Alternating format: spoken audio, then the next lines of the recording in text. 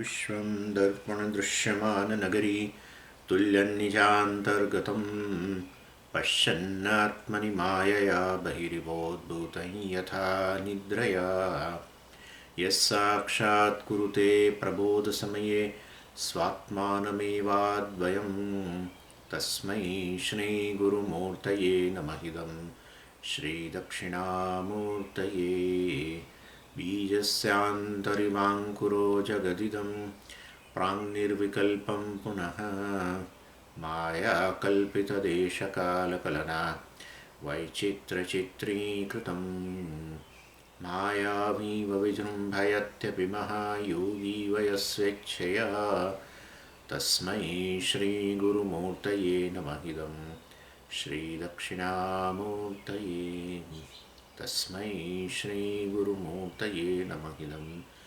श्रीदक्षिणामूर्तये।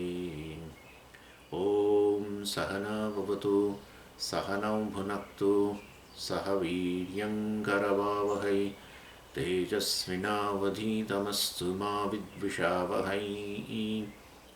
ॐ शान्तिः शान्तिः शान्तिः।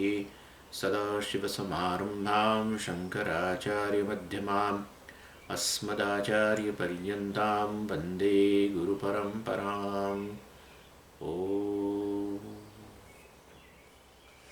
29મો શ્લોક છે. હિतं સંપ્રેપ્સતાં મોહાत् અહિतं ચ જિહાસતાम् ઉપાયાન પ્રાપ્તિહાનાર્થાન શાસ્ત્રં ભાસયતેર્કવત.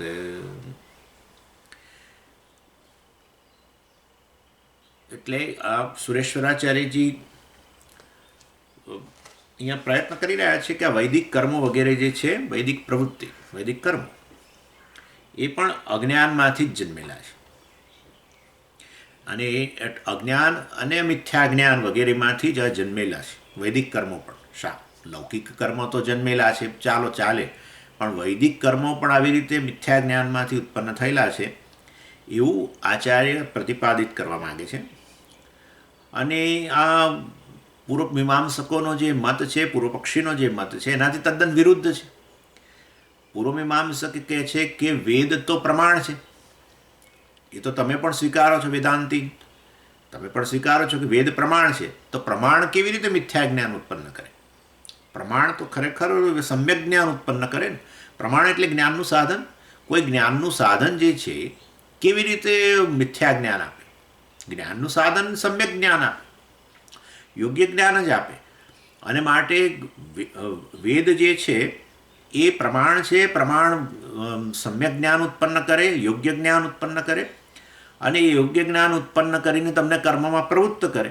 માટે વૈદિક કર્મો જે છે, યજ્ઞયાગાદિ વગેરે જે છે, એ તો સમ્યક જ્ઞાનમાંથી જન્મેલા છે, મિથ્યા જ્ઞાનમાંથી જન્મેલા નથી એવું પૂર્વમીમાંસક કહે છે. અને લૌકિક કર્મો ભલે મિથ્યા જ્ઞાનમાંથી, અજ્ઞાન અને પછી મિથ્યા જ્ઞાનમાંથી ભલે લૌકિક કર્મો જન્મેલા હોય, લૌકિક કર્મો પાછળ ભલે કોઈ પ્રકારનું વિપરીત જ્ઞાન પણ હોઈ શકે, પરંતુ વૈદિક કર્મો એવી રીતે જન્મેલા ન હોય. વૈદિક કર્મો જે છે એ તો છેવટે સમ્યક જ્ઞાનમાંથી જન્મ્યા છે, કારણ કે વેદ પ્રમાણ છે.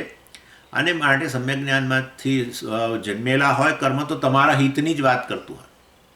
અને માટે કર્મ જે છે એ કર્મ કરવા દ્વારા તમને છેવટે મોક્ષ પ્રાપ્ત થાય જ. અને માટે આ વેદ આ રીતે વૈદિક કર્મો માટેનો પ્રવર્તક છે એવું પૂર્વમીમાંસકે. સુરેશ્વરાચાર્યજીએ કહ્યું કે ના, એ વસ્તુ નથી. વાસ્તવમાં આ જે છે આ પ્રમાણ ભલે જ્ઞાન ઉત્પન્ન કરતું હોય, પરંતુ એ કર્મનો પ્રવર્તક નથી, કર્મનો જનક નથી.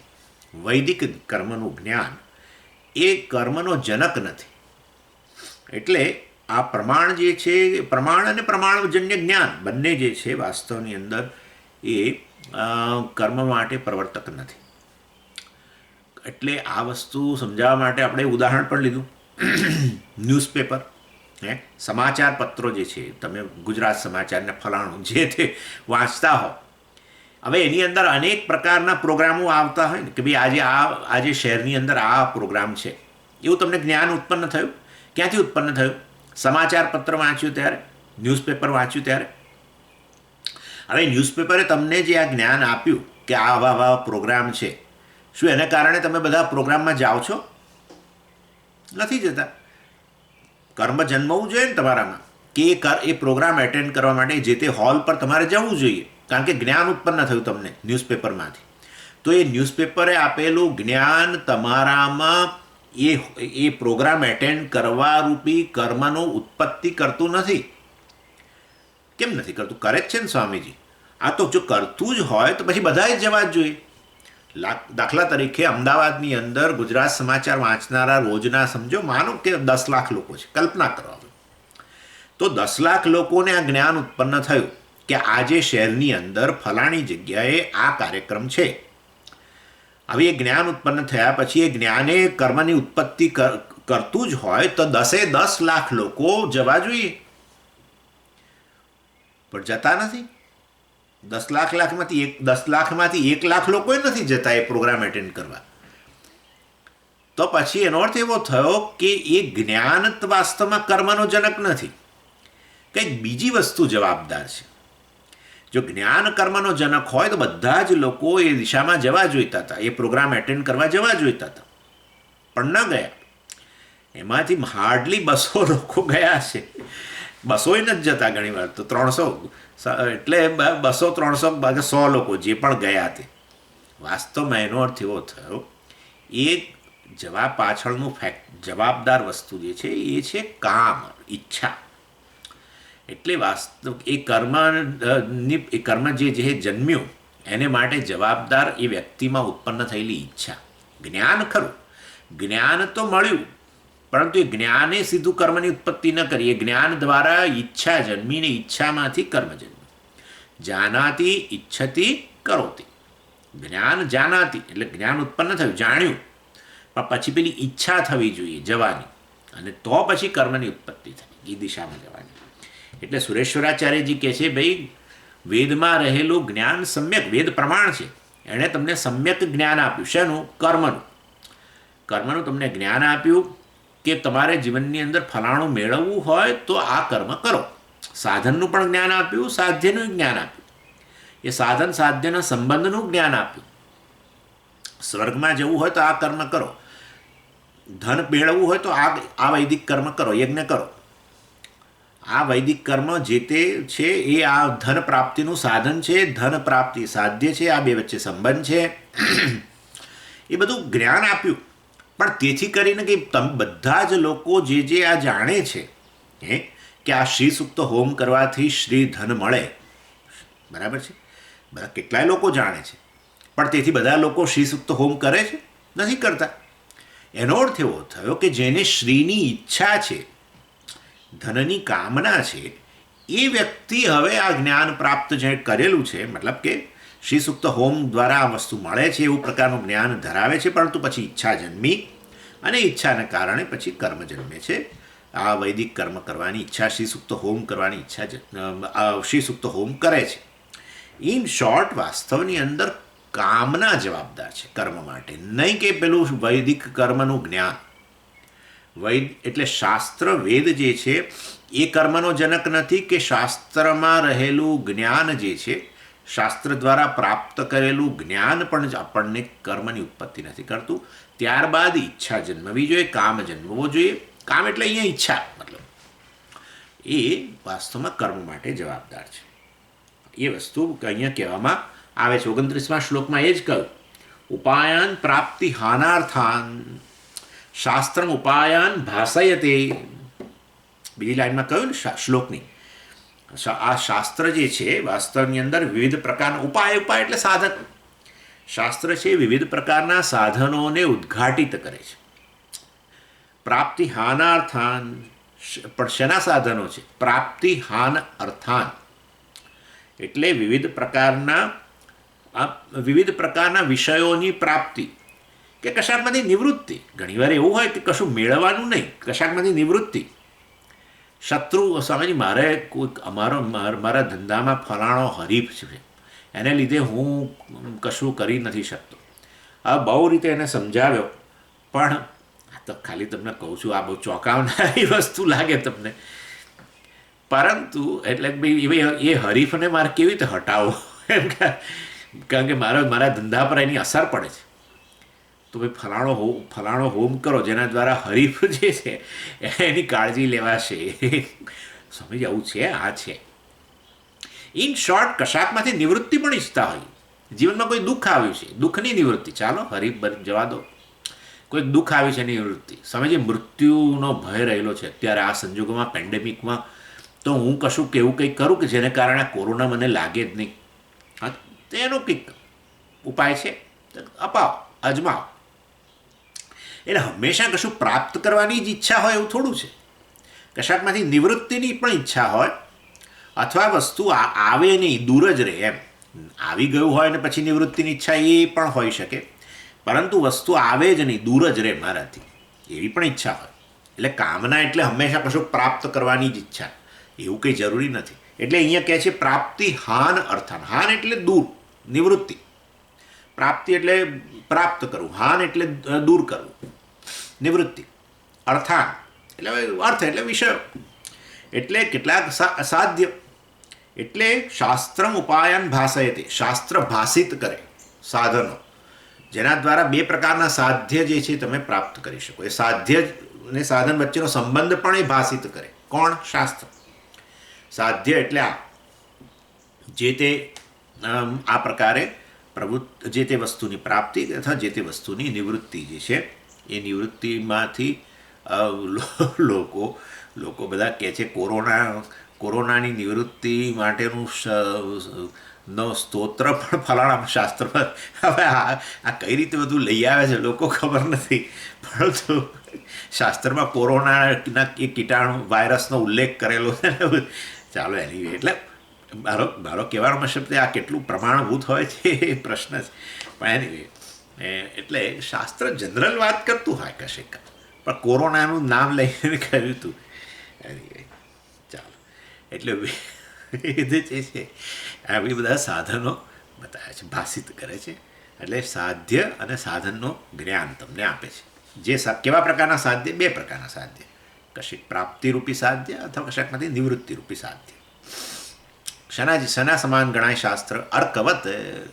શાસ્ત્ર જે છે એ સૂર્ય સમાન છે, ભાષિત કરવું. જેવી રીતે સૂર્ય જે છે અનેક પ્રકારના માર્ગ ભાષિત કરે, પણ સૂર્ય તમને એવું કહે નહીં તમારે નડિયાદ જવા માટે, મતલબ કે તમારે નડિયાદ જવા માટે આ માર્ગ અખત્યાર કરો એવું ના કહે.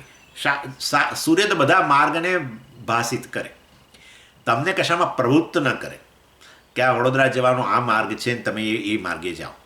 એવું સૂર્ય કહે નહીં. સૂર્ય ભાષિત કરે કે વડોદરા જવું હોય તો આ માર્ગ છે, મતલબ કે ભાષિત કરે. એ પ્રકાર વડોદરાની ભાષિત કરે સૂર્ય, અને એ જવાનો માર્ગ જે છે આપણો એક્સપ્રેસ વે એને ભાષિત કરે. એ બધું ભાષિત કરે, પણ તમને પ્રવૃત્ત ન કરે વડોદરા જવા માટે. ના, તમારે વડોદરા જવું જોઈએ અને આ માર્ગ છે એવું કંઈ એવું સૂર્ય ના કહે તમને. સમજી ગયા? એવી રીતે શાસ્ત્ર પણ તમને ન કહે તમારે આ સાધ્ય હોવું જોઈએ તમારા જીવનમાં વગેરે, અને એના માટેનું આ સાધન છે એવું કશું તમને શાસ્ત્ર રીતે તમને પ્રવૃત્ત ન કરે. પછી એ તમારી ઈચ્છા પર છે.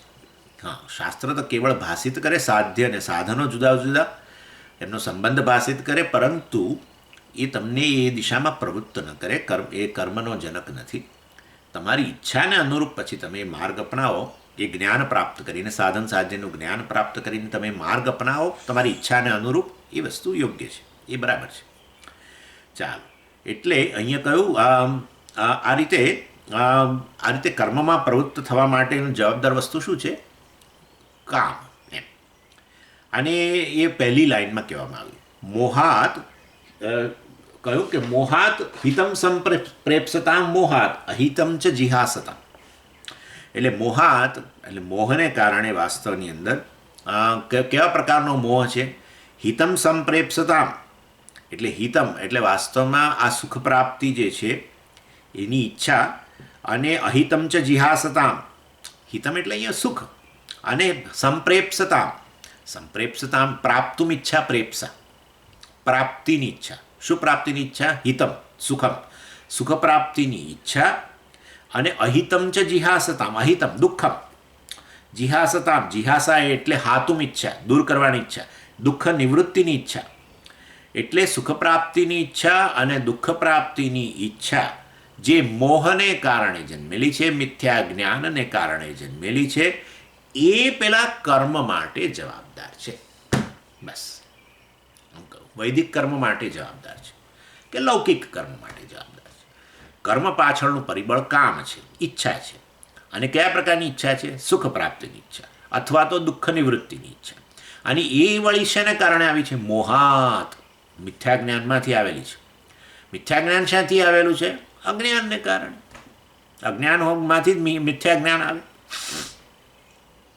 એટલે મિથ્યા જ્ઞાન, જેમ કે કહીએ ને આપણે સર્પ જોયો તમે, સર્પનું જ્ઞાન જન્મ્યું. હવે શાને કારણે? સર્પનું જ્ઞાન કેવું છે? મિથ્યા જ્ઞાન છે. કેવી રીતે આવ્યું? અજ્ઞાન. શેનું અજ્ઞાન? રજ્જુનું અજ્ઞાન. રજ્જુના અજ્ઞાનમાંથી સર્પ જ્ઞાન જન્મ્યું, જે મિથ્યા જ્ઞાન છે. અને એમાંથી પેલી પ્રવૃત્તિ જન્મી, દૂર જવાની ઈચ્છા, ભાગો ભાગો. હા, એટલે આ નિવૃત્તિની ઈચ્છા જે છે, અથવા એ સર્પને દૂર કરવાની ઈચ્છા છે, એનાથી દૂર જવાની ઈચ્છા છે, એ કર્મ છે ને, ભાગમ ભાગ ચાલુ શરૂ થઈ ને, એ શેમાંથી જન્મ્યું? પેલા મિથ્યા જ્ઞાનમાંથી. એટલે મિથ્યા જ્ઞાનને કારણે સર્પ નિવૃત્તિની ઈચ્છા જન્મી. બરાબર ને? સર્પ દુઃખનું સાધન છે અને વાસ્તવમાં એમાંથી દૂર જવું જોઈએ. સમજો આ વસ્તુ, બહુ આ જીવનનું મૂળભૂત વસ્તુ બતાવી રહ્યા છીએ અહીંયા. એટલે આપણે આટલી પ્રવૃત્તિ કરીએ છીએ, હે ને? કેટલાક કર્મો કરીએ છીએ, કેટલાકમાં કશાકની પ્રાપ્તિની ઈચ્છા છે, કશાકમાંથી દૂર થવાની ઈચ્છા છે, કશાકમાંથી નિવૃત્તિની ઈચ્છા છે. પ્રવૃત્તિ નિવૃત્તિ બધું, એ પ્રવૃત્તિ નિવૃત્તિ રૂપી કર્મ શેમાંથી આવ્યું છે? છેવટે આ પ્રકારે કામમાંથી આવ્યું છે. સુખ પ્રાપ્તિ અને દુઃખ નિવૃત્તિ. એ સુખ પ્રાપ્તિ દુઃખ નિવૃત્તિની ઈચ્છા શેમાંથી આવી છે? મિથ્યા જ્ઞાનમાંથી આવી છે. હવે આ બતાવવું પડશે મિથ્યા જ્ઞાન કેવી રીતે. ચાલો, એનીવે, એટલે વાસ્તવમાં સારું, ચાલો હવે આ સુખ પ્રાપ્તિ અને દુઃખ નિવૃત્તિની ઈચ્છા તમે કહ્યું કે એ મોહમાંથી જન્મેલી છે, એ એમને બતાવો. કર્મ કામમાંથી જન્મ્યું, એ બરાબર છે. કામ શેમાંથી જન્મે? ઈચ્છા શેમાંથી જન્મે? સુખ પ્રાપ્તિ અને દુઃખ નિવૃત્તિની ઈચ્છા, એ વળી શેમાંથી જન્મે? એટલે અહીંયા કહીએ છીએ આપણે વાસ્તવમાં કે જેવી રીતે વેદ જે છે એ પ્રમાણ છે અને એ ઈચ્છાની ઉત્પત્તિ ન કરી શકે. વેદ પ્રમાણ છે, જેમ કર્મની ઉત્પત્તિ ન કરી શકે, એવી રીતે કામની પણ ઉત્પત્તિ ન કરી શકે. પ્રમાણજન્ય જ્ઞાન પણ જે જેમ કર્મની ઉત્પત્તિ ન કરે, એમ પ્રમાણજન્ય જ્ઞાન પણ વાસ્તવમાં કામની ઉત્પત્તિ ન કરે. એ તો ફક્ત આવો મારા પક્ષે જે નિર્ણય છે એ કામની ઉત્પત્તિ કરે. કયો નિર્ણય? એટલે કે છે કે વાસ્તવમાં આ કર્મ કરીશ ને તો મને સુખ પ્રાપ્ત થશે, કર્મફળ રૂપે. આ કર્મ કરીશ ને તો મારા જીવનમાંથી દુઃખ જશે, કર્મફળ રૂપે. એ પ્રકારનો મનમાં નિર્ણય જે છે, એ નિર્ણય જ વાસ્તવમાં આ ઈચ્છાને જન્મ આપે કે ફલાણું કરીશ તો મારા જીવનમાં ફલાણું મળશે અને મને સુખ આપશે. ફલાણું કરીશ તો મારા જીવનમાંથી આ વસ્તુ મતલબ કે આ દુઃખ જશે. ફલાણું કરીશ એટલે આ મને કર્મફળ રૂપે દુઃખની નિવૃત્તિ થશે. એવો નિર્ણયને કારણે ઈચ્છા જન્મે, જે તે કર્મ કરવાની, અને એને કારણે કર્મ જન્મે. એ કર્મમાંથી કર્મફળ મળે. એ કર્મફળને ભોગવીને સુખ કે દુઃખ જન્મે. એટલે આ રીતે મારા મનનો નિર્ણય જવાબદાર છે કે ફલાણું કરીશ તો આ વસ્તુ કર્મફળ રૂપે મળશે, જે મને સુખ આપશે. એટલે સુખ પ્રાપ્તિની ઈચ્છા કે દુઃખ નિવૃત્તિની ઈચ્છા એ પેલા નિર્ણયમાંથી જન્મે છે. કયો નિર્ણય? કે આ કરીશ ને તો મને આ વસ્તુ મળશે ને એ સુખ પ્રાપ્ત કરાવશે મને. આ કરીશ તો ફલાણું થશે, મારા જીવનમાંથી દુઃખ જશે. એટલે વાસ્તવની અંદર સુખ પ્રાપ્તિની ઈચ્છા અને દુઃખ નિવૃત્તિની ઈચ્છા માટે આપણો નિર્ણય જ જવાબદાર છે. અને એ વસ્તુ હવે મારે તમને બતાવવાની છે. જુઓ કે અને એ સુખ પ્રાપ્ત અને એ નિર્ણય સાચો નિર્ણય છે કે ખોટો નિર્ણય છે? કે ફલાણું કરીશ તો મને ફલાણું મળશે અને એથી સુખ જન્મશે. ફલાણું કરીશ તો મારા જીવનમાંથી ફલાણું જતું રહેશે અને દુઃખ દૂર થઈ જશે. એ નિર્ણય સાચો નિર્ણય છે, યોગ્ય નિર્ણય છે, અર્થાત સમ્યક જ્ઞાનમાંથી જન્મેલો છે કે મિથ્યા જ્ઞાનમાંથી જન્મેલો છે? બહુ મોટી વસ્તુ છે. આ બહુ મોટી વસ્તુ છે. કારણ કે સમ્યક જ્ઞાનમાંથી જન્મેલો હોય તો આ નિર્ણય તો પછી વાસ્તવમાં એ ઈચ્છા જે છે અને એમાંથી થતું કર્મ વગેરે બધું યોગ્ય જ છે. પરંતુ આ જે નિર્ણય જે છે વાસ્તવની અંદર એ તો મૂળભૂત બ્લન્ડર જેને કે એ જ નિર્ણય જ ખોટો છે. મિથ્યા જ્ઞાનમાંથી જન્મેલો નિર્ણય છે. કેવી રીતે? જુઓ, આ વસ્તુ આવી છે કે આપણે આ પ્રકારનું આ મિથ્યા જ્ઞાન આપણામાં રહેલું છે. શું? કે વાસ્તવમાં હું સુખી નથી. પછી એમાંથી જન્મે નિર્ણય. હું સુખી નથી, એમાંથી જન્મે એક વાસ્તવમાં નિર્ણય. શું? કે સુખ મારે પ્રાપ્ત કરવાનું છે. સુખ પ્રાપ્તિની ઈચ્છા જન્મે અને ફલાણું કરીશ તો ફલાણું વસ્તુ મળશે અને માટે મને સુખ જન્મશે. એટલે હું સુખી નથી એ પ્રકારનો મારા મનમાં જે નિર્ણય છે, જે વાસ્તવમાં સુખ પ્રાપ્તિની ઈચ્છા જન્માવે, અને એ સુખ હું સુખી નથી એ નિર્ણય ખરેખર ખોટો છે, મિથ્યા જ્ઞાનમાંથી જન્મેલો છે. અને આ પર્ટિક્યુલર કર્મ કરીશ તો મને વાસ્તવમાં સુખ પ્રાપ્ત થશે. હું દુઃખી છું અને ફલાણું કર્મ કરીશ તો દુઃખ નિવૃત્તિ થશે. આ નિર્ણયમાંથી જ ઈચ્છા જન્મે છે, સુખ પ્રાપ્તિ અને દુઃખ નિવૃત્તિ, અને એમાંથી જ કર્મ જન્મે, એમાંથી જ કર્મ ફળ આવે. હવે આ ખોટો નિર્ણય છે, મિથ્યા જ્ઞાનમાંથી આવેલો છે. આ સમજવાની જરૂર છે. અને ખાસું તમારા પક્ષે બહુ મોટું એટેન્શન માગશે. આ તમને પહેલેથી જ કહી દઉં છું. હું સુખી નથી એ ખોટો નિર્ણય છે. અથવા સુખ જે છે એ પ્રાપ્ત કરવાની વસ્તુ છે. એ ફલાણું કર્મ કરવાથી કર્મફળ રૂપે મળશે. અથવા હું દુઃખી છું એ પણ એને ખોટો છે, અને વાસ્તવમાં ફલાણું કર્મ કરીશ તો દુઃખ નિવૃત્ત થઈ જશે. આ પ્રકારનો મારા મનમાં નિર્ણય જે છે એ ખરેખર મિથ્યા જ્ઞાન છે. એ નિર્ણય જ મિથ્યા જ્ઞાન. નિર્ણય મિથ્યા જ્ઞાનમાંથી શું વળે? મિથ્યા જ્ઞાન જ છે આ જ. અને વાસ્તવ કેમ તમે એને મિથ્યા કેમ કહો છો? કેમ મિથ્યા કહો છો? જુઓ ભાઈ, એનું કારણ એવું છે, તમે કહો છો હું સુખી નથી. શાસ્ત્ર કહે છે તમે વાસ્તવની અંદર સુખ સ્વરૂપ છો. આત્મા સુખ સ્વરૂપ છે, આનંદ સ્વરૂપ છે. એટલે હું સુખી નથી એ નિર્ણય કેવો થઈ ગયો? ખોટો થઈ ગયો. આત્મા આનંદ સ્વરૂપ છે, સુખ સ્વરૂપ છે, અને માટે એ હકીકત છે. પરંતુ એને બદલે વિપરીત, એટલે પેલું મોહાત શબ્દ વાપર્યો સુરેશ્વરાચાર્યજી, એનાથી વિપરીત ખ્યાલ છે મને. શું? હું સુખી નથી. સુખ એ પ્રાપ્તિનો વિષય છે, અને આ ફલાણું કર્મ કરીશ તો કર્મફળ રૂપે સુખ મળશે. અને એટલે વાસ્તવમાં સાચી વસ્તુ તો આ છે કે આત્મા આનંદ સ્વરૂપ છે, અને જગતની કોઈ વસ્તુ સુખ આપી શકે નહીં. સુખ પ્રાપ્ત કરવાનો વિષય જ નથી. આ બીજું. ત્રીજું, કે આત્મા દુઃખથી રહિત છે ખરેખર. જ્યારે તમે કહો છો હું દુઃખી છું અને માટે મારે દુઃખ નિવૃત્ત કરવું પડશે, અને ફલાણું કર્મ કરીશ તો દુઃખ નિવૃત્ત થઈ જશે. એટલે આ રીતે વાસ્તવની અંદર આ બતાવે છે કે આ મારા મનનો જે નિર્ણય છે કે હું દુઃખી છું એ પણ ખોટો છે. જગતની અંદર રહેલી કોઈ પણ વસ્તુ દુઃખની નિવૃત્તિ ન કરી શકે, અને દુઃખ દૂર કરવાની એ રીતે જરૂર પણ નથી. જગતના કોઈ વિષયની પ્રાપ્તિ દ્વારા કે એની નિવૃત્તિ દ્વારા કશીક વસ્તુની નિવૃત્તિ ખરેખર આ જગતની કોઈ વસ્તુ દુઃખની નિવૃત્તિ ન કરી શકે. જગતનો કોઈ વિષય દુઃખ આપી પણ ન શકે, માટે એને દૂર કરવાની પણ આવશ્યકતા નથી. ખરેખર એ સત્ય વસ્તુ છે. પરંતુ મારા મનમાં એવું છે કે હું દુઃખી છું, અને ફલાણું મારા જીવનમાં રહેલું છે એ જ દુઃખનું કારણ છે. એને હું દૂર કરી દઉં તો વાસ્તવમાં હું આ દુઃખમાંથી મુક્ત થઈ જાઉં. એટલે ઇન શોર્ટ આ આખી પ્રક્રિયા જ આ આખું કર્મ જે જન્મે છે એ કર્મની પાછળ ખરેખર મિથ્યા જ્ઞાન જ જવાબદાર છે. હવે તમને ટૂંકમાં પહેલાં કહી દઉં, પછી હું આગળ વધું. આ બધું બતાવવું પડશે ને પાછું. હું સુખ સ્વરૂપ છું એ બતાવવું પડશે, નહીં તો તમે થોડા માનવાના છો. જુઓ, મુખ્ય વસ્તુ એટલે આ અજ્ઞાનને કારણે, આત્મા વિશેના અજ્ઞાનને કારણે એક મિથ્યા જ્ઞાન છે મારામાં. કયું મિથ્યા જ્ઞાન છે? હું સુખી નથી અને હું દુઃખી છું. બંને વસ્તુ જરા જુદી છે, આપણે જોઈ લઈશું. હું સુખી નથી. સુખ જગતના વિષયોમાં રહેલું છે, માટે મારે પ્રાપ્ત કરવું જોઈએ, અને એના માટે જગતના વિષયની પ્રાપ્તિની ઈચ્છા જન્મે ને એમાંથી કર્મ અને વગેરે જન્મે. એટલે પહેલાં પહેલો તો આ ખ્યાલ કે વાસ્તવમાં હું સુખી નથી અને સુખ જગતમાં રહેલું છે એ મિથ્યા જ્ઞાન થઈ ગયું.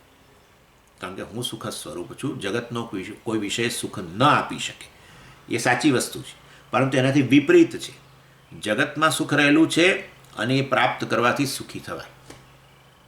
થઈ ગયું મિથ્યા જ્ઞાન. બરાબર. બીજું આપણે શું કહ્યું, બીજી કઈ પ્રકારની ઈચ્છા છે? દુઃખ નિવૃત્તિ છે ને. એટલે તો એની પાછળ શું હશે વિચારો તમે. મિથ્યા જ્ઞાન, હું દુઃખી છું અને માટે જગત, એ દુઃખી છું અને માટે જગતની કોઈક વસ્તુ મને દુઃખની નિવૃત્તિમાંથી મદદરૂપ થશે. અને ખરેખર એની આવશ્યકતા નથી, હું દુઃખી છું પણ નહીં અને જગતની કોઈ વસ્તુની માટે દુઃખ નિવૃત્તિ માટે જરૂર પણ નથી, છતાંય આ પ્રકારનો ખ્યાલ છે. એટલે એ પણ મિથ્યા જ્ઞાન થઈ ગયું. અને પછી આ સુખ પ્રાપ્તિ અને દુઃખ નિવૃત્તિ માટે જગતના કોઈ વિષયમાં સુખ દેખાય છે અને માટે એની પ્રાપ્તિ માટે હું કર્મ કરું, હે ને, એ કામના છે ને, સુખ પ્રાપ્તિની ઈચ્છા છે અને એના કારણે જગતનો જે વિષયને તમે સુખ કહેતા હો એને પ્રાપ્તિ માટેની ઈચ્છા જન્મે જ, એના માટે કર્મ કરો.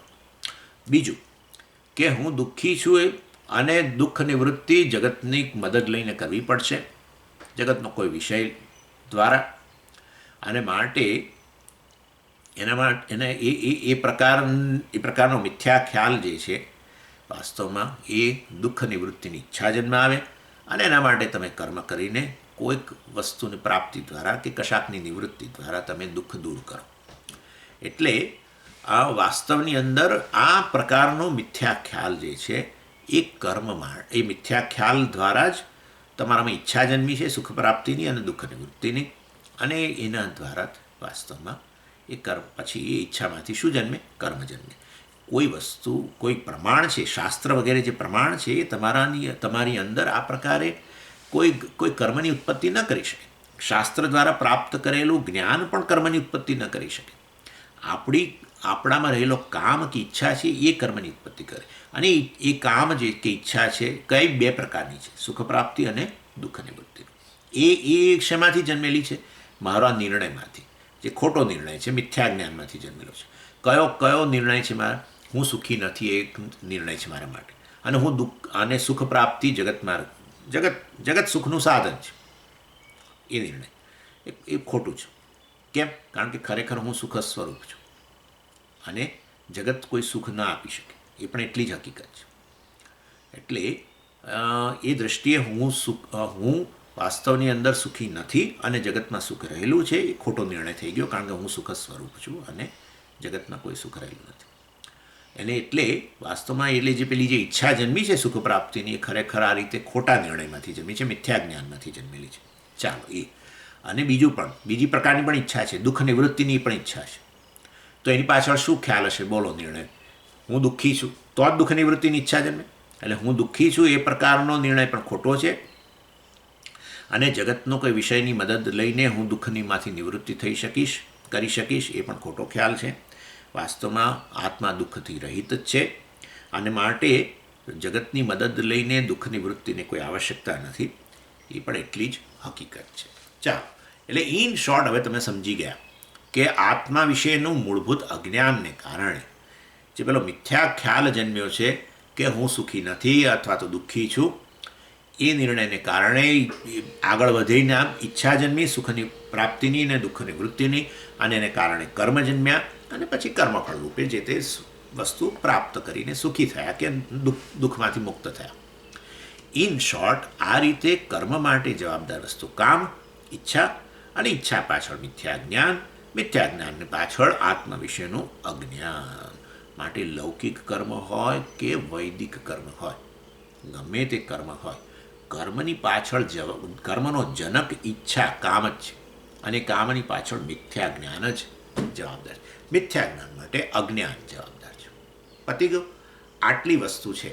અને માટે હે પૂર્વ મીમાંસકો, તમે કહો છો કે આ તો વેદ તો પ્રમાણ છે ને માટે જ્ઞાનનું સાધન છે, માટે એ તો સમ્યક જ્ઞાન જ આપે અને તમને એ રીતે કર્મમાં જ પ્રવૃત્ત કરે અને એ રીતે વાસ્તવમાં ને છેવટે મોક્ષ પ્રાપ્ત કરો વગેરે એ વસ્તુ.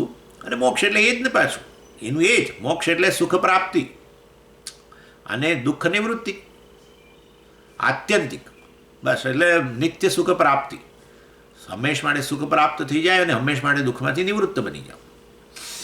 એટલે એ વાસ્તવની અંદર ખરેખર એ તો પૂર્વ મીમાંસકો કહે છે એવા મોક્ષ માટે વાસ્તવમાં કર્મ જ તમારે કરવું પડે.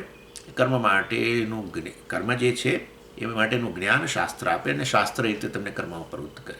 આપણે કહીએ છીએ ના ભાઈ, કર્મ માટેનું પ્રવૃત્તક શાસ્ત્ર જ્ઞાન નથી, કર્મ માટેના પ્રવર્તક જે છે મિથ્યા જ્ઞાન છે, તમારા વિશેનો ખોટો નિર્ણય છે અને એ અજ્ઞાનમાંથી જન્મેલો છે. એટલે શાસ્ત્ર કર્મ માટેનો પ્રવર્તક કામ, અને કામ પણ મિથ્યા જ્ઞાન નથી. એટલે આ રીતે વાસ્તવમાં આ કહેવામાં આવ્યું. હવે પહેલી વસ્તુ આત્મા આનંદ સ્વરૂપ છે. આ તો સ્વામીજી બહુ વિચિત્ર વસ્તુ છે. આત્મા આનંદ સુખ સ્વરૂપ છે, આ તો કોઈ રીતે મનમાં બેસતું નથી. પહેલો તમારો પ્રશ્ન એ છે કે આત્મા આનંદ સ્વરૂપ હોય તો પછી મને આનંદનો અનુભવ કેમ ના થાય સતત?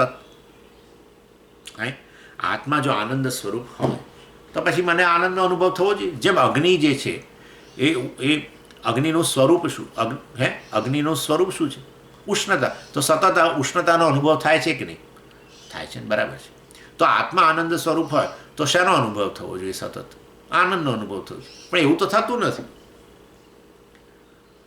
મોટે ભાગે તો અમને દુઃખનો જ અનુભવ થાય છે.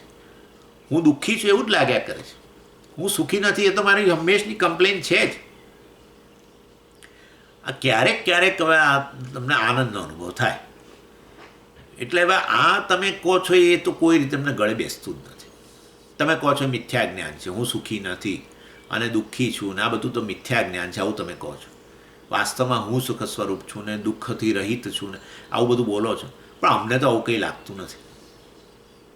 એટલે હવે આ ચર્ચા લાંબી છે થોડી, અને થોડાક તૈયાર થજો. કદાચ ન સમજણ પડે તો પણ બગાસું ખાધા વગર ચા પીતા પીતા જરા હવે ચા બનાવવા ના જશો. હવે આ તો આ ચર્ચા ચાલશે હમણાં 1-2 ક્લાસ. આ વસ્તુ સિદ્ધ કરવી પડશે કે હું સુખ સ્વરૂપ છું અને દુઃખથી રહિત છું. એ સિદ્ધ કરવું પડશે તો જ પછી પેલું મિથ્યા જ્ઞાન સાબિત થશે. કયું? હું સુખી નથી એ મિથ્યા જ્ઞાન તો સાબિત થાય.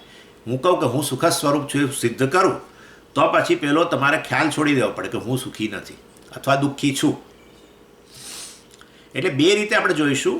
આત્મા સુખ સ્વરૂપ છે એક, અને આત્મા દુઃખથી રહિત છે. બે વસ્તુ જોવી પડશે. એ વસ્તુ સિદ્ધ થાય તો જ તમે પેલો ખ્યાલ છોડો, તમારો નિર્ણય. હું સુખી નથી એ ખ્યાલ છોડો અને હું દુઃખી છું એ ખ્યાલે છોડો. ચાલો, હવે આત્મા વિશે આપણે જ્યારે વાત કરીએ એટલે આત્મા એટલે શું? આ બે વસ્તુ છે ને જગતની અંદર, આત્મા અને અનાત્મા. આત્મા અનાત્મા બે વસ્તુ આપણે કહીએ છીએ. આત્મા એટલે શું? જે હંમેશા ચૈતન્ય સ્વરૂપ, જે દ્રષ્ટા, માનો ને, ચાલો દ્રષ્ટા, અને બાકી બધું દૃશ્ય. અનાત્મા એટલે દ્રશ્ય. ચાલો, સરળ. ચેતન, અનાત્મા જડ. આત્મા મહાભૂતોમાંથી નહીં જન્મેલો, અનાત્મા મહાભૂતોમાંથી જે જન્મ્યું અનાત્મા. એ દૃશ્ય, એ જડ, વળી પાછું આવવાવાળું જવાવાળું, હે ને, ગુણોવાળું. આ બધું અનાત્મા. જે ગુણો ધરાવે અનાત્મા, જે જડ તે અનાત્મા, જે આવવાવાળું જવાવાળું અનાત્મા, જે મહાભૂતોમાંથી બનેલું અનાત્મા. જ્યારે આત્મા ખરેખર સર્વગુણોથી પર, ચેતન, આવવાવાળો જવાવાળો નહીં, અનિત્ય નહીં, વગેરે વગેરે. બરાબર છે? એટલે આત્મા અનાત્મા બે વસ્તુ થઈ. અને માટે હવે આ શરીર મન બુદ્ધિ ગણો. આ શરીર, ચાલો જગત તો બરાબર છે, તમે ગણી લો જગત જડ છે અને હું ચેતન છું, એ બરાબર. પણ જગતની વાત નથી, જવા દો અત્યારે. એ કંઈમાં આત્મા અનાત્મા વિવેક નથી બહુ મોટો. જગત જડ છે અને એ મહાભૂતોમાંથી બનેલું છે અને હું ચેતન છું, વગેરે વગેરે. અને એમાં કંઈ આત્મા અનાત્મા વિવેક નથી. જગત અનાત્મા છે અને હું આત્મા છું, વગેરે. પરંતુ અહીંયા વિવેકની જરૂર છે. કારણ કે તમે કહો કે હું આત્મા છું, ચેતન છું, ત્યારે તમે પાછા શરીરને અંદર ઉમેરો છો. શરીર મન બુદ્ધિ બધાને અંદર ઉમેરો છો. એટલે શરીર મન બુદ્ધિ જે છે ને એ પણ આવું જગત જેવું જ છે, જડ જ છે. એ વસ્તુ બહુ જોવું પડે ને આપણે. જેમ જગત તમારા માટે જ્ઞાનનો વિષય છે, એવી રીતે આ શરીર મન બુદ્ધિ એ જ્ઞાનનો વિષય છે. અનાત્મા તમારા માટે જ્ઞાનનો, ચેતન એટલે જેને જ્ઞાન પ્રાપ્ત થાય છે, જેને જેને અનુભવ થાય છે, અનુભવ કરનારો, જ્ઞાન પ્રાપ્ત કરનારો. અને જગત જે છે કેવું છે? જડ છે, જેનું જ્ઞાન પ્રાપ્ત થાય છે. જ્ઞાન પ્રાપ્ત કરનારું નથી જગત, જેનું જ્ઞાન પ્રાપ્ત થાય છે. ક્લિપને મારું જ્ઞાન નથી, મને ક્લિપનું જ્ઞાન છે. સમજી શકો છો ના? તો એટલે આ જડ અનાત્મા અને હું આત્મા ચેતન, આ જડ એમ ચેતન જડનો ભેદ આ રીતે આવે. તો હવે એના આધારે અહીંયા વિવેક કરો. જ્યારે તમે કહો કે હું આત્મા, હું ચેતન, ત્યારે અને ઉમેરી દો છો અંદર. અને અનાત્મા એટલે મારાથી જુદું, એટલે આ બધું જગત. પણ આ પણ એવું જ છે ભાઈ, આ પણ અનાત્મા જ છે, જડ છે, બરાબર ને? એટલે કેવી રીતે? તો ભાઈ શરીરનું જ્ઞાન તમને થાય છે કે નથી થતું? થાય જ છે. શરીરમાં રજે રજનો ફેર પડતો તો આપણને ખબર પડે છે. જનરલ સામાન્ય સમજ, મારા શરીરમાં કંઈ રોગ આવતો મને તો નથી ખબર પડતી. જનરલ ઓવરઓલ સામાન્ય બધું ખબર પડે જ છે ને આપણને. વજન વધ્યું છે, આ છે, તે છે, રંગ થોડો બદલાયો છે, અને શરીર પરના વાળ જતા રહે છે, ફલાણું ઢીકણું, દાંત ગયા, આમ તેમ કેટલી બધી વસ્તુઓ તમે કહો છો. અને શરીરની સભાનતા તમને પૂરેપૂરી છે જ. હું પુરુષ છું વગેરે, સ્ત્રી હોય તો હું સ્ત્રી શરીર હોય તો કે હું સ્ત્રી છું. એટલે વાસ્તવની અંદર શરીરની ઊંચાઈ હોય કે શરીરનો રંગ હોય કે શરીરનું લિંગ હોય, શરીરની સ્વસ્થતા હોય, બરાબર ને? આ બધી આપણને ખબર પડે જ છે. એટલે વાસ્તવમાં શરીર પણ કેવું છે? જેમ જગતનું તમને જ્ઞાન થાય છે તો જગતને તમે જડ કહ્યું, અનાત્મા કહ્યું, અને તમે તમારી જાતને ચેતન કયા, જ્ઞાન પ્રાપ્ત કરનારા, અનુભવ કરનારા કયા. એવી રીતે આ શરીર પણ એવું જ છે. શરીરનું તમને ઇનફેક્ટ જગત કરતાં પણ તમને શરીરનું જ્ઞાન વધારે થાય છે જ. શરીરને વધારે, તમે તમારા શરીરને વધારે જાણો છો જગત કરતાં. તો શરીર એ જ્ઞાનનો જ વિષય છે, જેમ જગત જ્ઞાનનો વિષય છે. તો શરીર જ્ઞાનનો વિષય હોય તો કેવું કહેવાય? જડ જ કહેવાય. તમે ચેતન અને તમારા અનુભવનો વિષય માટે શરીર જડ, દૃશ્ય. તમે દ્રક, ચેતન, દ્રષ્ટા. ચાલો પછી શું? પછી પ્રાણ, ભૂખ તરસ તમારા. અને એ ભૂખ તરસનું તમને જ્ઞાન થાય છે. શરીરમાં કોઈ જગ્યાએ ભલે ઇન્સ્ટ્રુમેન્ટ દ્વારા, પણ શરીરમાં કોઈ જગ્યાએ કંઈક બ્લોકેજ આવી ગયો હોય તોય ખબર પડે છે. ભલે ને ઇન્સ્ટ્રુમેન્ટ દ્વારા, પણ ખબર તો પડે છે ને. એટલે આ પ્રકારે કબજિયાત હોય, આ હોય, તેવું બધી વસ્તુને ખબર પડે છે. ઓળકાર આવવા તે, એટલે આ બધી વસ્તુઓ ઉલટી થવા જેવું થાય તોય ખબર પડે છે. બધી વસ્તુ ચાલો એનીવે, ઇન શોર્ટ આ બધા પ્રાણના ધર્મો બધા તમને ખબર પડે છે. એટલે જ તો તમે ટેબ્લેટ લો છો. સ્વામીજી મને જરા અત્યારે ઠીક નથી, હું ક્લાસ છોડીને જાઉં છું, મને જરા ફલાણું થાય છે, ઉલટી જેવું થાય છે.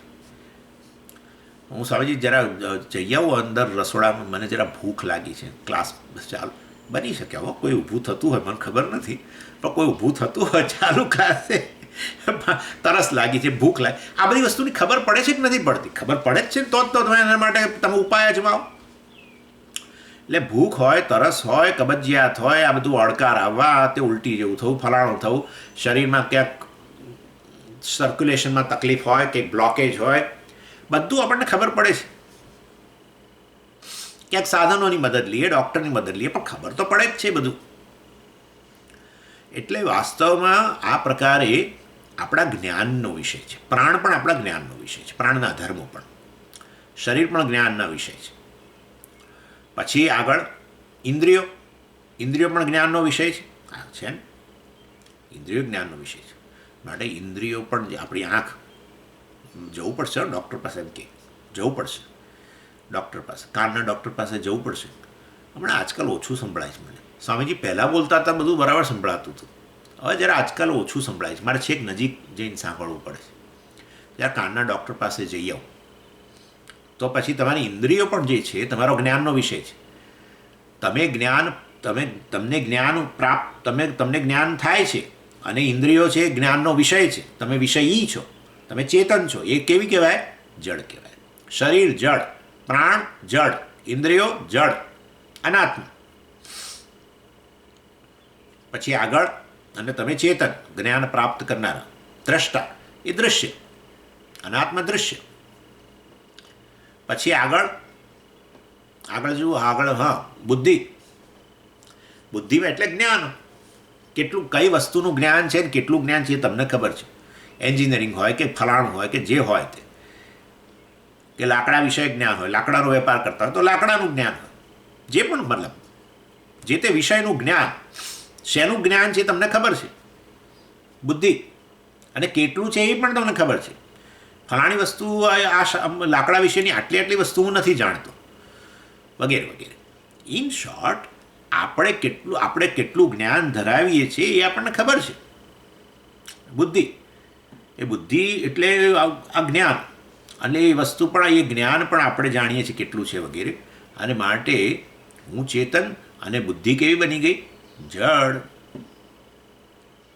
પછી આપણું અજ્ઞાન, એ આપણને ખબર છે કેટલું આટલું તો બધું આપણને આ વાસ્તવની અંદર કઈ વસ્તુ. સ્વામીજી, તમે આ સંસ્કૃતની વાતો કરો છો ને ત્યારે મને એમ થાય છે કે આ મારે શીખી લીધું તો સારું. સંસ્કૃતનું મને જ્ઞાન નથી, એટલે શેનું અજ્ઞાન છે એ તમને ખબર છે. અને પેલું લાકડાનું જ્ઞાન છે કે ફલાણાનું એન્જિનિયરિંગનું જ્ઞાન છે કે આનું જ્ઞાન છે એ પણ તમને ખબર છે. એટલે કયું જ્ઞાન છે ને કયું શેનું જ્ઞાન છે ને શેનું અજ્ઞાન છે એ બધી તમને ખબર છે. એટલે તમે અજ્ઞાન પણ વાસ્તવની અંદર અનાત્મા કહેવાય, જ્ઞાન પણ શું કહેવાય? અનાત્મા. એટલે બુદ્ધિ, મતલબ બુદ્ધિમાં રહેલું અજ્ઞાન. ચાલો ને, એક જ વસ્તુ બુદ્ધિ જ, જેમાં કેટલું અજ્ઞાન ને કેટલું જ્ઞાન બધું તમને ખબર છે. માટે બુદ્ધિ કેવી બની ગઈ? એ તમારા જ્ઞાનનો વિષય છે. અર્થાત તમે ચેતન છો, બુદ્ધિ જડ કહેવાય. અને સ્મૃતિ, એ તમને તો ખબર છે. એટલે તો તમે કહો છો ક્યારેક સ્વામી કે સ્વામીજી આ બધું યાદ નથી રહેતું. પહેલાં બધું યાદ રહેતું હતું, તમે ક્લાસમાં કહેતા હતા ને, ઘણું બધું યાદ રહેતું હતું, હવે યાદ નથી રહેતું. સ્વામીજી તમારું નામે ભૂલી ગયો છે. તો ભાઈ એવું બની શકે કે એવું નામે ભૂલાઈ ગયું હોય, શક્ય છે. આવું તો આપણે બહુ લોકોના નામ ભૂલી જઈએ છીએ અને બધું કે. એટલે મતલબ સ્મૃતિ વિશે પણ આપણે બોલી શકીએ છીએ, આપણી સ્મૃતિ વિશે. તો આપણી સ્મૃતિ આપણા અનુભવનો વિષય છે ને, અને માટે સ્મૃતિ પણ અનાત્મા કહેવાય. અને હું કોણ કહેવાઉં? ચેતન, દ્રષ્ટા, એ દૃશ્ય. હું આત્મા, ચેતન, જેને સર્વ વસ્તુનો અનુભવ થાય છે. એટલે આ રીતે શરીર હોય, મન હોય, મનમાં લાગણીઓ, ચાલો એ પણ જોઈ લો. લાગણીઓ તમને બધી ખબર છે. ક્રોધ ઉત્પન્ન થાય એ તમને ખબર છે, કેટલો ઉત્પન્ન થયો એ ખબર છે, ને ક્યારે બેસી ગયો એ ખબર છે. કોઈના માટે પ્રેમ ઉત્પન્ન થયો કે કરુણા ઉત્પન્ન થઈ એ તમને ખબર છે. કેટલી દયા રહેલી છે એ તમને ખબર છે. સમજ, મને એના માટે બહુ જ આમ સહાનુભૂતિ છે. એમ કે મને એના માટે બહુ જ સહાનુભૂતિ. કોઈકના માટે હોય સહાનુભૂતિ પણ ઓછી હોય, કોઈકના માટે વધારે હોય, આવું બધું તમને ખબર પડે જ છે. એટલે મનની વિવિધ લાગણીઓ જે છે એ પણ તમારા માટે જ્ઞાનનો વિષય છે. માટે મને જડ, અનાત્મા, બુદ્ધિ જડ, ઇન્દ્રિયો જડ, શરીર જડ, સ્મૃતિ જડ, પછી પ્રાણ જડ, બધું જોઈ લીધું આપણે. બધું તમારા માટે જ્ઞાનનો વિષય છે. જે તમારો જ્ઞાનનો વિષય બને એ જડ. તમને જ્ઞાન થાય છે માટે તમે ચેતન. એટલે તમે કેવળ ચેતન છો. હવે સમજ્યા તમે? દ્રષ્ટા અને પેલું બધું દ્રશ્ય. આમ દ્રષ્ટા દ્રશ્યનો વિવેક અહીંયા કરવાની જરૂર છે. આત્મા અનાત્માનો વિવેક અહીંયા કરવાની જરૂર છે. જગતમાં તો બરાબર છે, જગતનું જ્ઞાન થાય છે, જડ છે, અને હું એનો દ્રષ્ટા છું, ચેતન છું. પણ અહીંયા જ હાથ મૂકીને બતાવે છે. અરે ભાઈ, પણ જ્યાં હાથ મૂક્યો છે એ પણ જગતનો જ ભાગ છે, એ એટલો જ જડ છે, એ અનાત્મા જ છે. એટલે એ વિવેક કરવાની જરૂર છે. હું કેવળ ચેતન છું. આ કેવળ ચેતન એમનામાં આત્મા. અને એ ચેતન વાસ્તવમાં જો આ શરીર બધું અનાત્મા અને હું આત્મા એનાથી વિલક્ષણ, હું દ્રષ્ટા, એ દ્રશ્ય. દ્રશ્ય કોઈ દિવસ દ્રષ્ટા ના હોય, એ તો આપણે જાણીએ જ છે. આ તો વસ્તુ કોઈને શીખવાડવાની છે જ નહીં. જેનું મને જ્ઞાન થાય એ હું હોઉં, આવું કોઈ દિવસ જોયું તમે? મને વૃક્ષનું જ્ઞાન થતું હતું, હું કોઈ દિવસ કહું છું હું વૃક્ષ છું? આવું બોલ્યો? કદી નથી બોલ્યો. જેનું જ્ઞાન થાય એ વસ્તુ કરતાં હું ભિન્ન છું એ તો ખબર પડે જ. જેનું જ્ઞાન થાય એ તો જડ. મને જ્ઞાન થાય છે, હું ચેતન અને જડ એક વસ્તુ તો નથી જ. માટે વાસ્તવની અંદર જેનું જે આખું આ સમગ્ર જગત શરીર, મન, બુદ્ધિ, પ્રાણ, સ્મૃતિ અને આ બધું બહાર બધાનું જ્ઞાન મને થાય છે. માટે હું કેવળ ચેતન છું. તો હવે આ ચેતનનું માપ કેટલું? હવે તમે ના મને કહી શકો સ્વામીજી હું ચેતન 5 ફૂટ 8 ઇંચ. તમે આવું કહી શકો મને? હવે હું ચેતન 5 ફૂટ 8 ઇંચનો છું, આવું ના કહી શકો. કારણ કે તમે જ્યારે કહો કે આ શરીર, એને તમે હુંમાં ગણો, ચેતનમાં ગણો, પણ શરીરને આપણે શું કહી દીધું? જડ. શરીર તમારાથી વિલક્ષણ. જે જડ છે એ જડ છે, એ ચેતન નથી. જે અનાત્મા છે અનાત્મા છે, એ આત્મા નથી. તો પછી વાસ્તવની અંદર આ આત્મા કેવો, આત્માનું માપ કેટલું થઈ ગયું? હવે તમે જેને કહેતા હતા હું આટલા માપનો છું, આટલો ઊંચો, આટલો વગેરે, તો બધું શરીર નીકળ્યું, એ તો અનાત્મા નીકળ્યો, જડ નીકળ્યો. એનું તમને જ્ઞાન થાય છે, એનો અનુભવ થાય છે. જેનો અનુભવ થાય તમે નથી, તમે અનુભવ કરનારા છો. માટે હું ચેતન, વાસ્તવની અંદર કોઈ માપ જ નથી એનું. હવે સમજાય છે આ વસ્તુ થોડું થોડું?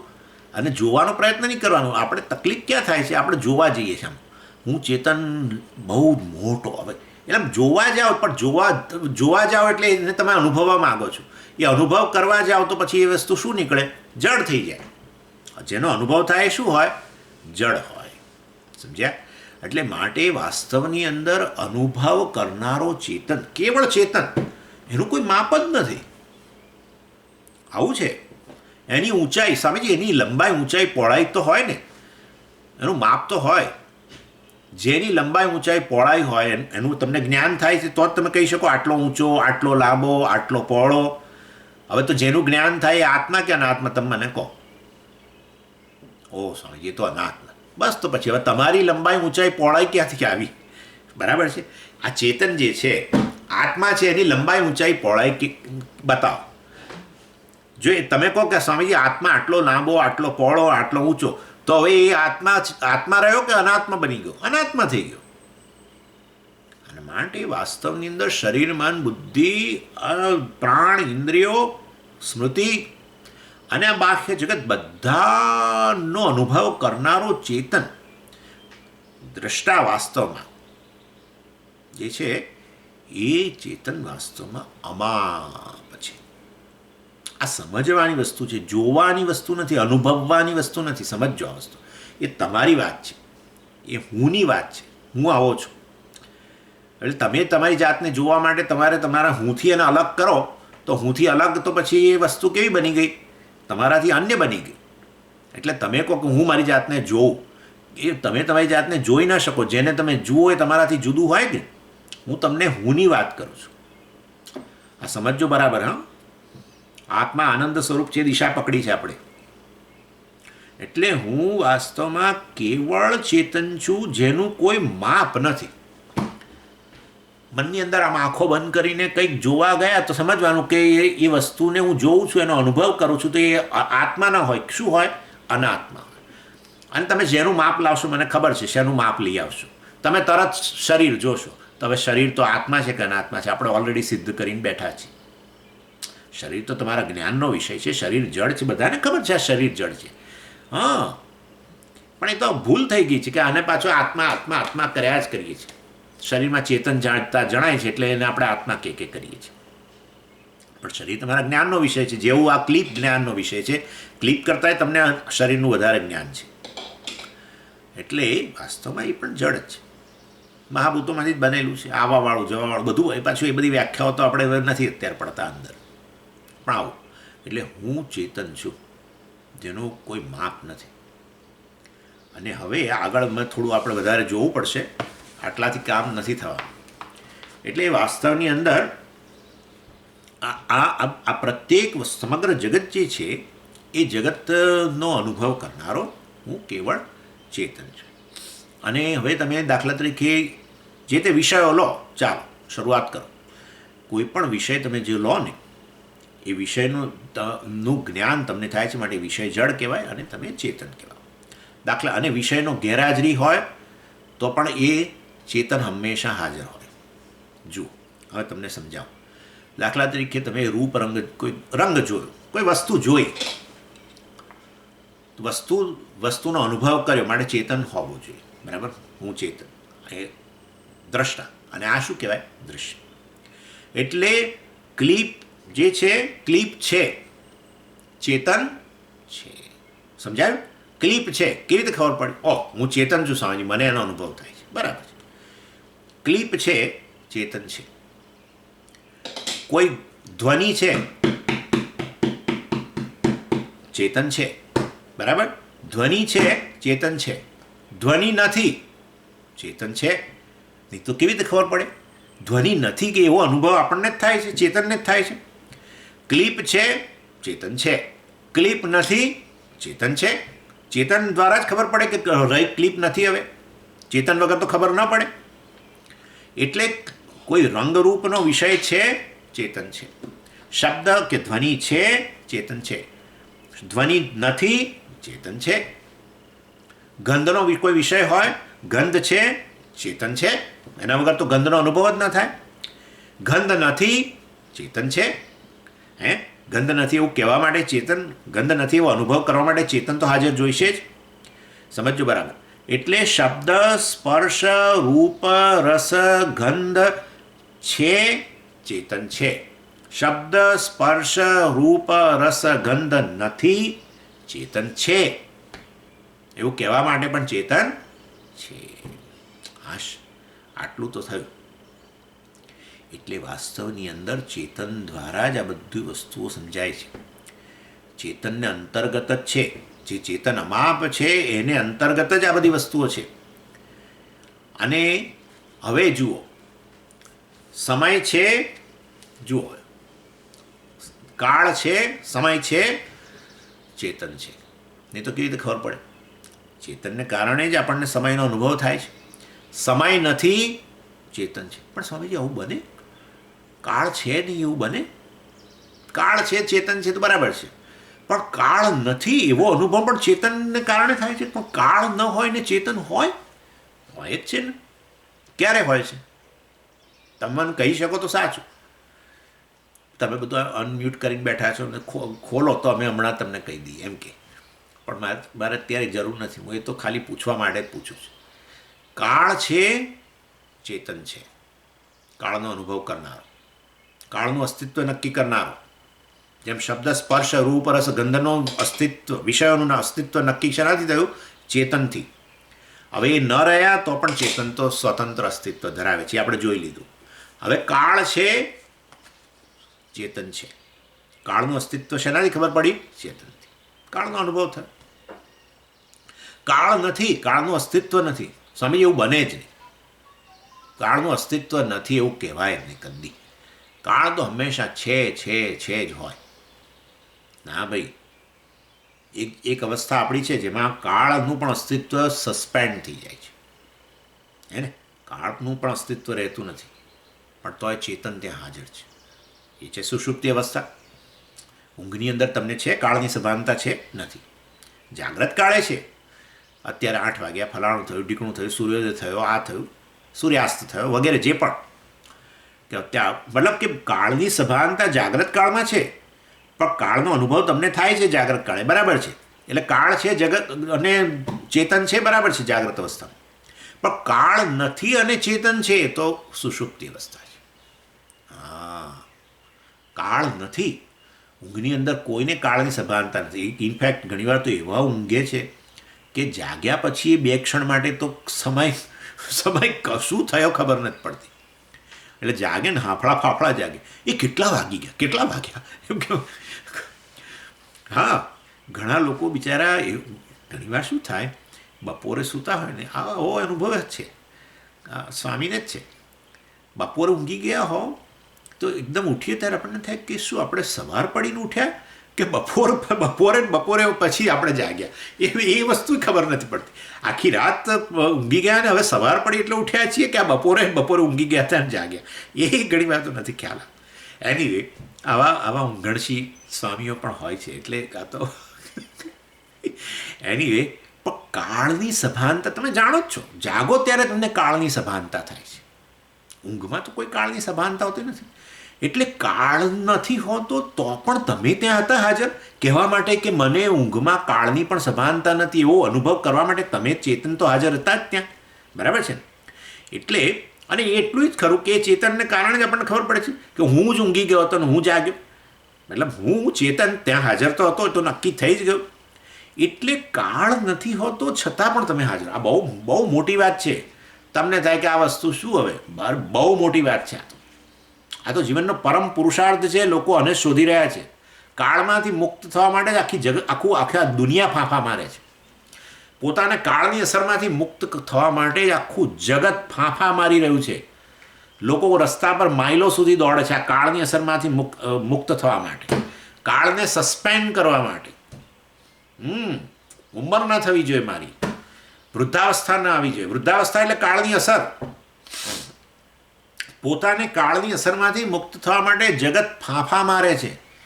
વિટામિનની ગોળીઓ ખાય છે ને સારામાં સારા ખોરાક ખાય છે ને આખો દિવસ ચર્ચાઓ કરે છે ડાઇનિંગ ટેબલ ઉપર. શું ખાવું ને શું ના ખાવું ને જેથી આપણું આયુષ્ય લાંબુ ચાલે ને આપણી સ્વસ્થતા જળવાય ને વૃદ્ધાવસ્થા દૂર રહે ને. હા, આખું જગત ફાંફા મારે છે. પણ જગત ફાંફા મારે છે એટલા માટે હું બહુ કહું છું કારણ કે શરીરને જ આત્મા કહેશો અને કાળની અસરમાંથી મુક્ત થવાનો પ્રયત્ન કરશો એ ભૂલી જવાનું. એ ભૂલી જ જવાનું. કારણ કે આ તો કાળની અસરમાં છે જ. આ તો ગમે એટલું કરશો. અરે હું તો કહું છું 80 વર્ષનું આયુષ્ય હવે થયું સરેરાશ ગણો. ચાલો દુનિયાના બધા મનુષ્યોનું ગણી લો. કાલે સવારજી પહેલાં 60 વર્ષ હતું, હવે 80 વર્ષ થઈ ગયું. સારું, કશો વાંધો નહીં. પણ 80 વર્ષ પછી શું? પણ 80, 85, 90, 95, 100 મનુષ્યનું સરેરાશ આયુષ્ય 120 વર્ષ છે એવું કોઈકે મને કહ્યું. ચાલો, પણ એટલે 120 વર્ષ તો બધા નથી જીવતા. મેક્સિમમ આયુષ્ય, સરેરાશ આયુષ્ય ના બોલાય પરંતુ મેક્સિમમ 120 વર્ષ જીવે. અને કોઈક છે દુનિયામાં, કોઈક બે નહીં એવું મેં સાંભળ્યું કે જેમનું આયુષ્ય કંઈક 120 વર્ષ કે 118 વર્ષ કે એવું કંઈક છે. કોઈક છે બેન. એનીવે જે હશે તે. પણ પછી શું? 120 વર્ષ એવું બોલ્યા એ જ બતાવે છે કાળની અસર છે. પતી ગયો. મેક્સિમમ આટલે સુધી જીવો, પછી નહીં. એટલે વાસ્તવની અંદર જો તમે તમારી જાતને શરીર કહેશો તો 120 વર્ષ ટકાવી શકશો, એનાથી વધારે નહીં. મેક્સિમમ. અને તે પાછું કેટલું બધું ખાઈ પીને કસરતો કરી નહીં તો વહેલા તકલીફ. એટલે શરીરને આત્મા કહો તો કાળની અસરમાંથી મુક્ત થવાના જ નથી. પણ ભગવાને એવી અવસ્થા આપી છે જેમાં દ્વારા એ અવસ્થાનું વિશ્લેષણ કરીને તમે સમજી શકો કે ખરેખર મારા પર કાળની અસર નથી. હું હાજર હોઉં ને કાળ ના હાજર હોય તો એનો અર્થ કે હું કાળની અસરમાં નથી. નહીં તો સદાય કાળની પકડમાં જ હોઉં તો મને કાળના અસ્તિત્વ વગર મારું અસ્તિત્વ સંભવી જ ન શકે જો હું કાળની પકડમાં હોઉં તો. પરંતુ સુષુપ્તિ વસ્તુ એક મોટો પ્રકાશ પાડે છે આપણા ઉપર કે કાળ ન પણ હોય તો પણ તારું સ્વતંત્ર અસ્તિત્વ છે. ઇનફેક્ટ જાગ્રત કાળ છે, કાળનું અસ્તિત્વ તું નક્કી કરું છું. તું ચેતન છું અને એ કાળ ન હોય ને તું હાજર રહેતો હોવ તો તું સ્વતંત્ર કહેવાય. કાળ છે, હું ચેતન છું, બરાબર, જરૂર. પરંતુ કાળ મારું અસ્તિત્વ નક્કી કરે છે કે હું કાળનું અસ્તિત્વ નક્કી કરું છું. એ નક્કી કરવું હોય તો બીજી અવસ્થામાં જાઓ. બીજી અવસ્થા સુષુપ્તિની અંદર કાળ નથી ને છતાંય હું હાજર છું, મતલબ કે હું સ્વતંત્ર છું.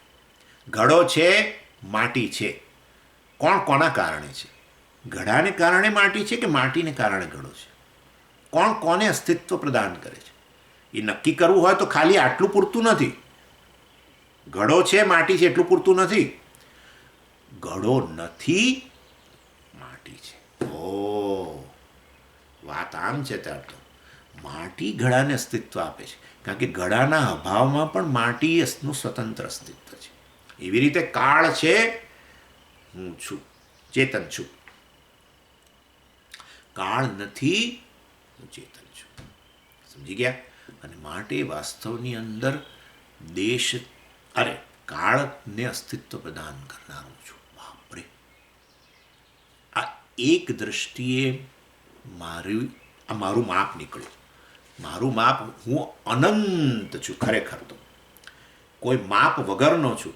પરંતુ એમાં 3 દ્રષ્ટિથી જોઈ શકાય. એક તો કાળની દૃષ્ટિએ હું અનંત છું. કાળની મારા પર અસર નથી. કાળની અસર શરીર પર છે, કાળની અસર મન પર છે, કાળની અસર બુદ્ધિ પર છે, કાળની અસર પ્રાણ પર છે, કાળની અસર સ્મૃતિ પર છે, કાળની અસર ઇન્દ્રિયો પર છે. પરંતુ હું વાસ્તવમાં આ સર્વથી વિલક્ષણ છું. એ બધા અનાત્મા છે, હું તો આત્મા, કેવળ ચેતન જ છું. આ બધા જે છે, શરીર, મન, બુદ્ધિ, ઇન્દ્રિયો, પ્રાણ, આ બધું કાળની પકડમાં છે. અને એ બધાને હું આત્મા કહેતો હતો, પહેલાં હું કહેતો હતો, અને માટે મને એમ લાગતું હતું કે હું કાળની પકડમાં છું. એ બધા કાળની પકડમાં છે, પરંતુ અનાત્મા છે. હું આત્મા છું, એનાથી વિલક્ષણ છું. વાસ્તવમાં હું કાળની પકડમાં નથી. અને પાછું મારો અનુભવ પણ છે કે કાળ ગેરહાજર હોય તો પણ હું હાજર રહું છું. માટે વાસ્તવની અંદર હું ચેતન, કાળની દૃષ્ટિએ, કાળની અસરથી મુક્ત છું. કાળની દૃષ્ટિએ અનંત છું. કાળની પકડમાં નથી. કાળની પકડમાં હોય મર્યાદિત હોય, કાળની દૃષ્ટિએ મર્યાદિત હોય, પણ હું કાળની પકડમાં નથી. માટે કાળની દૃષ્ટિએ અનંત છું. આ અનંતતા સિદ્ધ કરવાની છે. સુખને ને અનંતતાને જ સંબંધ છે. એટલે એ પ્રક્રિયા ચાલી રહી છે. હવે આવતી વખતે આગળ જોઈશું કઈ અનંતતા બીજી આવશે. દેશની દૃષ્ટિએ અનંત છું. માપ તો છું એ મેં કહ્યું, પણ એ હજુ જરા વધારે જોવું પડશે. દેશની દૃષ્ટિએ હું અનંત છું. કાળની દૃષ્ટિએ તો છું જ, દેશની દૃષ્ટિએ અનંત છું. અને ત્યારે આપણા મનની અંદર બેસે કે વાસ્તવમાં હું આવો છું, અનંત છું. ઇનફેક્ટ એ અનંતતાની જ અભિવ્યક્તિ કોઈ ક્ષણોની અંદર જે થાય છે એને જ સુખ કહેવામાં આવે છે. કારણ કે સુખની કોઈ ક્ષણમાં તમને તમારી કોઈ ઉણપ જણાતી નથી. તમને તમારી જાતને ઉણા જુઓ અને પણ સુખીએ હોવ, આવું કદી બની શકે નહીં. માટે વાસ્તવની અંદર સુખની જે ક્ષણ છે એમાં આ અનંતતાનો જ અનુભવ છે. તમારો પોતાનો જ અનુભવ થઈ રહ્યો છે. એ વસ્તુ મારે બતાવવાની છે જરા ડિટેલમાં, એ આપણે જોઈશું. ઓમ પૂર્ણમદ પૂર્ણમિદમ પૂર્ણાત પૂર્ણમુદચ્યતે પૂર્ણસ્ય પૂર્ણવાદાય પૂર્ણમેવાવશિષ્યતે. ઓમ શાંતિ શાંતિ શાંતિ. હરિ ઓમ શ્રી ગુરુભ્યો નમઃ. હરિ ઓમ.